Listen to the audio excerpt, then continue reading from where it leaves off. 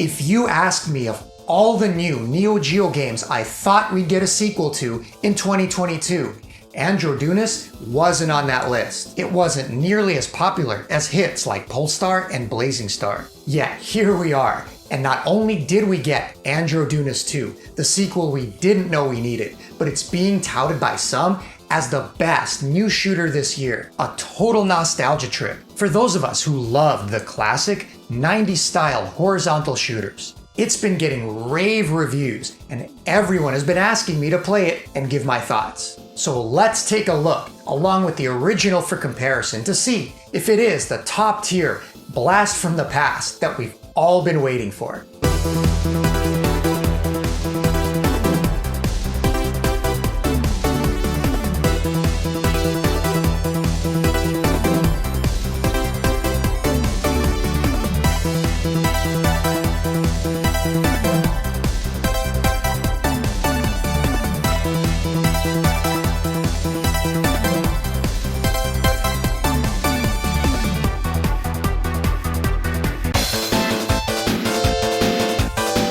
You'd be forgiven for thinking the original was a 16-bit console game, as it sure looks like it could have been on the PC Engine or SNES. It looks good, sure, but it's certainly no Polestar, something it was criticized for at the time, not taking advantage of the Neo Geo's prowess. Yet under the hood was a very competent and fun old-school shooter. I replayed the original for this review to refresh my memory, and found it to be as fun now as it was then. The combination of tight and fair gameplay, good music, and the strategy of weapon switching make it a fun game to still pick up today, with an excellent 2-player co-op mode rounding out what was a well-done, if not original shooter. Suddenly, in 2022, PIXELHEART, developer of the excellent Infamous Gaiden, took the challenge of modernizing the series and created a blast from the past that'll make you feel like you're back in a local arcade again, standing in front of the big red cap, blasting away.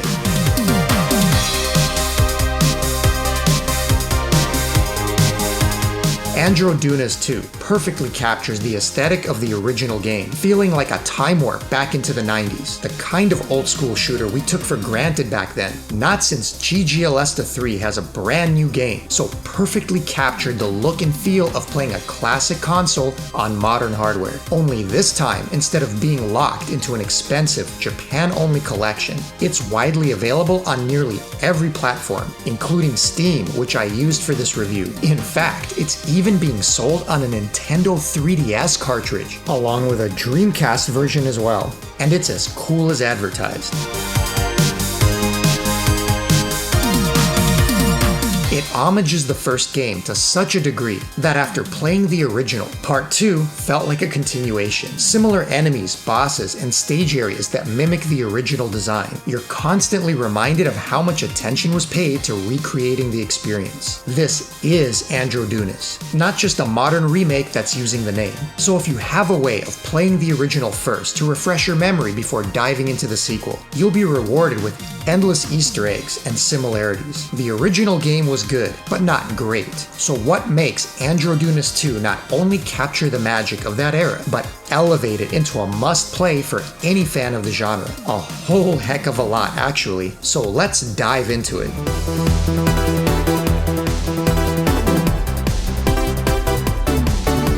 For me, the biggest reason Andro Dunos II is so fun to play is that it never gets old. It's constantly creative with its backgrounds, scenery changes, and enemy waves that never get repetitive. Every stage changes your scenery on a regular basis and throws new types of patterns your way. Enemies scale in from the background and foreground without ever being too distracting, and the entire production is a class act. You can tell a lot of care went into making stages and encounters as interesting as possible. It doesn't matter that the graphics are old school. That's how we want it. The action on screen never gets old, and the levels never overstay their welcome. The bosses always make a grand entry, are constantly changing attack types, moving around the screen, and going through multiple phases before being defeated. And not once did I ever have a problem with bullet visibility. The graphics are a perfect representation of the original game, with modern touches, yet still retain the classic look. And with the Dreamcast version on the horizon, I'm excited to see what it'll look like with proper scan lines on a CRT. So you can bet that I pre-ordered my copy. To complement the graphics is a fantastic soundtrack that's even better than the original.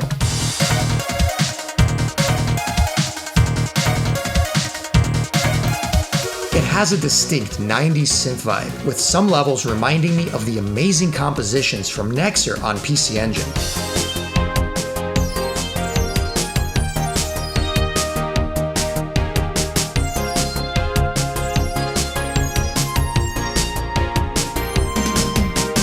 All the best shooters consistently have smokin' music, and Andro Dunos II is no exception.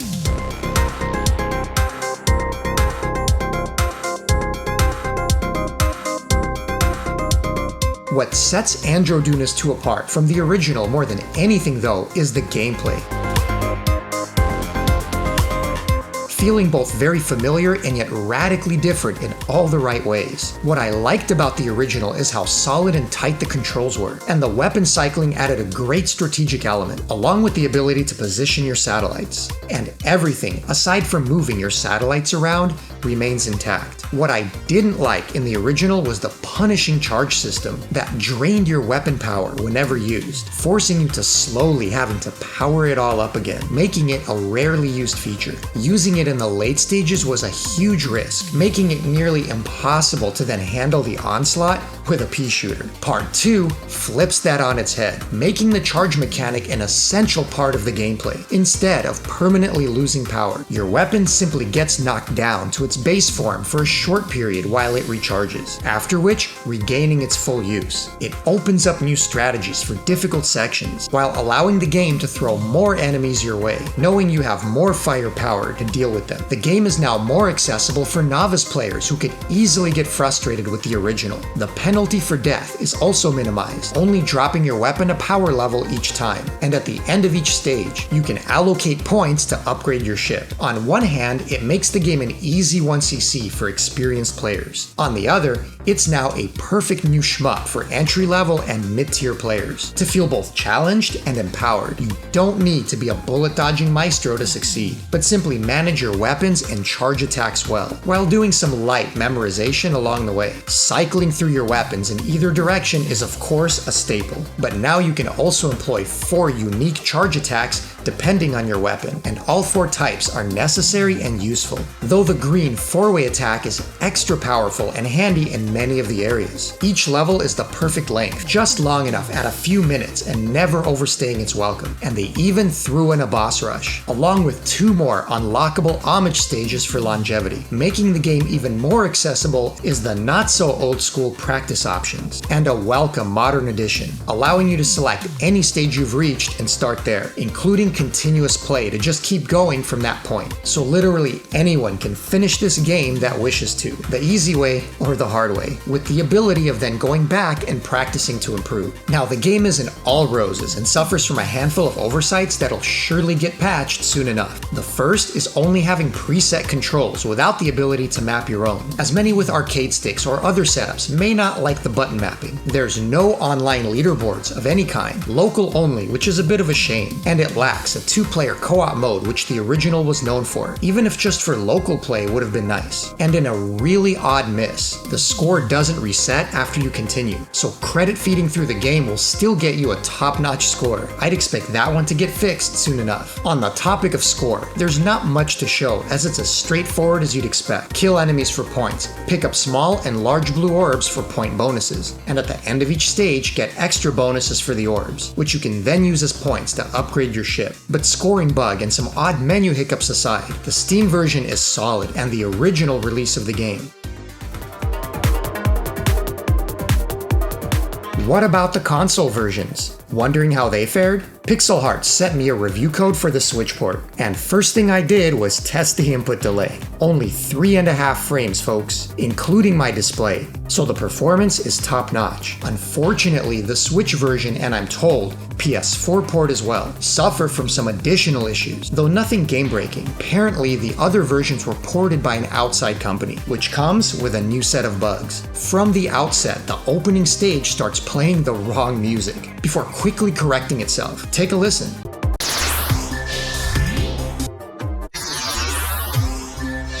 On the topic of music, there's also a pause when the tracks restart.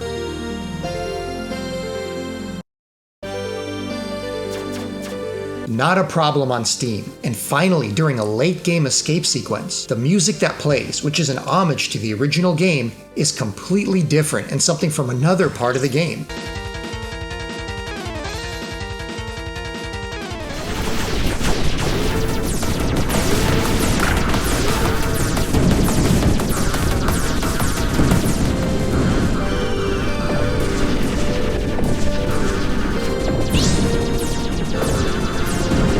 Not sure what happened there. Another minor oversight is the inability to get rid of the wallpaper, which isn't a huge deal, but would be nice for some. But much more importantly, there's an odd issue with some of the backgrounds and scaling. There's too many examples to break down all of them.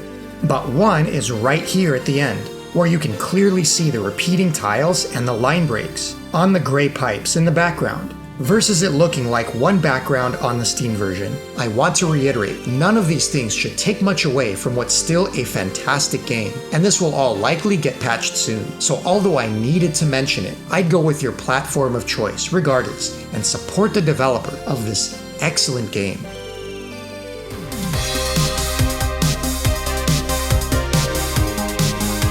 So is Andro Dunos II the 2022 Shmup of the Year? Well, it's still early, but so far, if you're a fan of old school shooters, the answer is yes. It's going to be a tough act to follow and will definitely be in the conversation. That alone should tell you how good it is and why it's a must play. Not only does it nail the gameplay in ways the original only hinted at, but the presentation is as perfect a recreation of a 90s style shooter that I could imagine, with equally awesome music to match. The kind of game us retro fans pine for, and should celebrate when it finally comes along. For the meager $18 on Steam, this one's a no-brainer. It's also available for not much more, both digital and physical on a ton of platforms. PIXELHEART sent me a promo code to share, Shmup Junkie, for 10% off the entire website. Good until April 30th. So use that code and get a discount if you're going to pick this up. But no matter how you choose to play it, do yourself a favor and don't miss it. Picker & Soft has done us old school STG fans a service by giving us a top tier, brand new, old school shooter to enjoy. And if you're looking for even more excellent old school shooters that I also really enjoyed, you can check more of them out right here.